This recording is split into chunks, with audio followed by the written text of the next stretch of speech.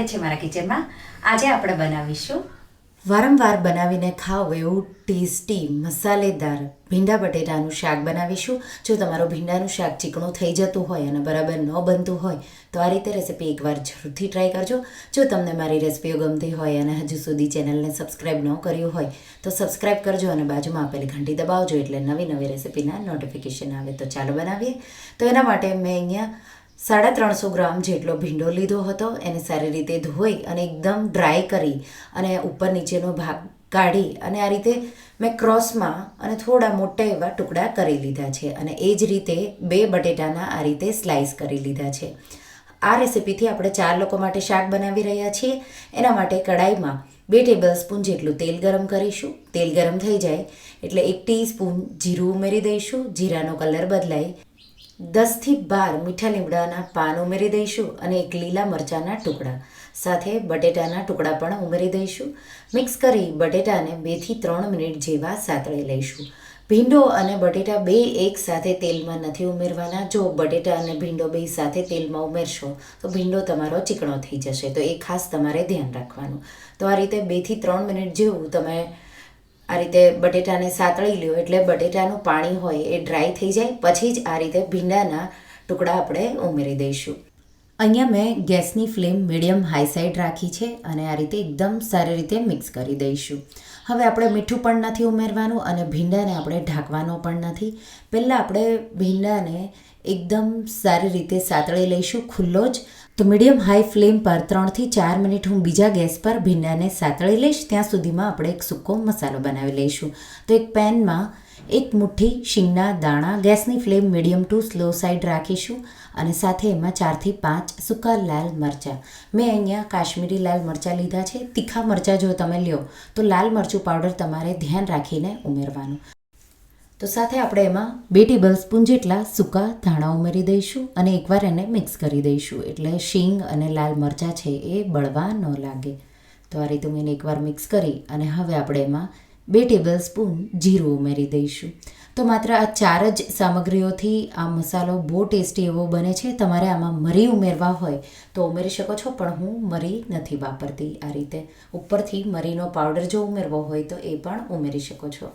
એકદમ સારી રીતે મિક્સ કરી અને સારી એવી સુગંધ આવે ઘરમાં ત્યાં સુધી તમારે એને શેકવાનું છે. તો શીંગના ફોતરા નીકળવા લાગશે અને જીરાનો કલર બદલાશે અને સાથે ધાણાનો પણ કલર બદલાશે. એ રીતે આપણે એને શેકી લેવાના છે. તો લગભગ 4 મિનિટ જેવું થયું છે. હવે ગેસની આંચ બંધ કરી અને આ મિશ્રણને ઠંડુ થવા દઈશું. હવે ભીંડો તમે જોઈ શકો છો થોડો સતળાઈ ગયો છે. હવે જો તમે એને ઢાંકશો કે મીઠું ઉમેરશો તો ચીકણો નહીં રહે. એટલા માટે તમારે પહેલેથી મીઠું નહીં ઉમેરવાનું કે એને ઢાંકવાનો નહીં. મેં એમાં 1/2 ટીસ્પૂન જેટલી હળદર ઉમેરી દીધી છે. મિક્સ કરી દઈશું. 2 ટીસ્પૂન જેટલા શેકેલા તલ ઉમેરી દઈશું અને એકદમ સારી રીતે મિક્સ કરી દઈશું. હવે બટેટાને આપણે ચેક કરીશું તો લગભગ થતાં હવે 7 મિનિટ જેવું થયું છે. હજી બટેટા થોડા કાચા છે, પણ આપણે પહેલાં એમાં મસાલા કરી લઈશું અને પછી આપણે એને ઢાંકી અને 6 થી 7 મિનિટ બીજું થવા દઈશું એટલે ભીંડો અને બટેટા એકદમ સારી રીતે થઈ જશે. તો 1 ટીસ્પૂન લાલ મરચું પાવડર કે સ્વાદ પ્રમાણે અને 1 ટીસ્પૂન ધાણા જીરું પાવડર ઉમેરી દઈશું. મિક્સ કરી દઈશું. તો અત્યારે લાલ મરચું અને ધાણા જીરું પાવડર ઉમેરશો અને ઢાંકશો તો પણ ભીંડો તમારો ચીકણો નહીં થાય. તો મિક્સ કરી અને હવે ગેસની ફ્લેમ મીડિયમ રાખી ઢાંકી 5 થી 6 મિનિટ માટે થવા દઈશું. તો ત્યાં સુધીમાં જે મસાલા આપણે શેકીને ઠંડા કર્યા એને મેં અધકચરા આ રીતે તો દરદરા હોય એવા વાટી અને તૈયાર કર્યો છે મસાલો.